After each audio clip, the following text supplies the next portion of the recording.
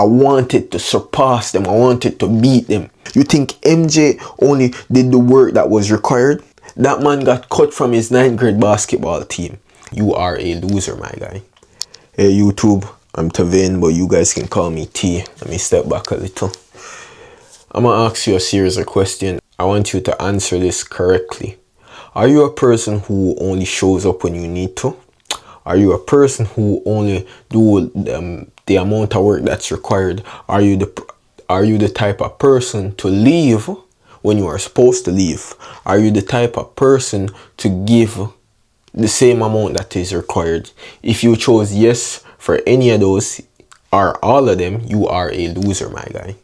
Because to be a winner, you have to do more than what is required. To be a winner, you have to go above and beyond. To get exceptional results, you have to do exceptional amount of work. You can't choose to be average. You can't do average amount of work and think you're gonna be great. Everyone who is a successful person in this world went above and beyond. The losers decided to do the amount of work required. They didn't choose to give more than what was required. They didn't choose to give 110%. They chose to give 90% because 90% was what was required. They chose to give 100% because 100% was what was required. They didn't want to go above and beyond. They didn't want to go plus ultra, and I hate MHA, so I shouldn't even make that reference. But a loser is a person who they just give what they need to give. Yo, growing up, I was always competitive. Like I'm a track star, my guy. Like I'm always competitive, but I was never the fastest. I was always second place, and that pushed me into wanting to surpass first place. And the 1 year I was the fastest in my grade, that was grade 4. Like people wanted to devalue me. Like, yo, no nigga, you weren't the fastest on your shift. You weren't the fastest on Red Rose or whichever. You were one of the mediocre nigga. And that made me prove myself even more. That made me give more than what was required, and people still underestimated me. And then when I went to high school, yo, sports day came around, and I'm racing against the 2 Raims, the nigga that named Facey, and some other people who were faster than me, bro. When I see them mans in my race, I'm warmed up, bro, because I know I'll have to give more than what is required to keep up with them, to even surpass them. And no matter how much I pushed, I couldn't pass them. So whenever I know I was facing off against them, whenever sports day was coming around and I know they were racing, I went above and beyond on my training. I used to self-train, bro. I remember I used to have a dog, and the collar, the chain for the dog, I used to tie around my waist and tie that on the concrete wall. I was just running, trying to see how fast I can go, trying to see how much force I can push, because I wanted to surpass them. I wanted to beat them. Because, yo, if I chose to give the same amount of effort, if I chose not to do any training, I would come in second, I would come in third, I would come in last, bro. I would remain the same.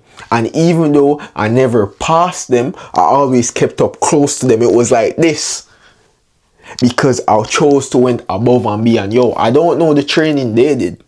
Maybe they were going hard as me. Maybe they saw that I came close to surpassing them 1 year, and they decided that they would never lose. And they decided to do their own training. And that is what winners do. They go above and beyond. They give more than what is required. They do exceptional amount of work to get back exceptional result. Losers do the bare minimum to get back the average amount of work required. You know how much people I used to race against? You know how much niggas I saw was like bragging and boasting, like, yeah, they're gonna win and this and that. And me looking at them with my competitive self, I'm like, yeah, let's see who's gonna win. And when I run left these niggas, I'm like, yo, GG, good game. Like, nigga, I know I was gonna win because I did more than what was required. I did my training at home. I did my training on the road. I did my training at school. Bro, grade 9, I was in the best form. I was on the track team. At home, I was doing my own training. I was going above and beyond. I was working out. Nigga, I had my abs before I had my abs. No, I did so much work that was required. So I was in tip-top form. And when I was racing against all those other persons that I know weren't doing as much as me, I wasn't worried because I knew I would win. I knew that I was doing more than what was required to get the result that I needed, the result that I wanted. Bro, you know they even tried to cheat me out one time. They claimed to say I came in third, and I'm like, yo, what? Nigga, if I don't come in second or first, I ain't coming in third. Yo, the distance between first and second place is so short, but the distance between first and third place is a long while away. I'm not saying third place didn't do what was required. Matter of fact, I'm not saying third place didn't go above and beyond, but they didn't do as much as first place. And yes, sometimes it's natural talent, but talent can bring you so far. Talent can do so much for you. A nigga that works harder will eventually surpass the talented person. You think man like Kobe or LeBron showed up, was born with their talent? The man showed up in the gym, put in exceptional amount of work to get back the exceptional amount of result. You think MJ only did the work that was required? That man got cut from his 9th grade basketball team. And that man locked in, went above and beyond, and became one of the greatest in basketball history. So you can't expect to do the bare minimum and think you're gonna get exceptional amount of work. If you choose to give the bare minimum, like straight up you're a loser, you're gonna lose. If you choose to go above and beyond and you lose, you can't say it was because of the work you put in.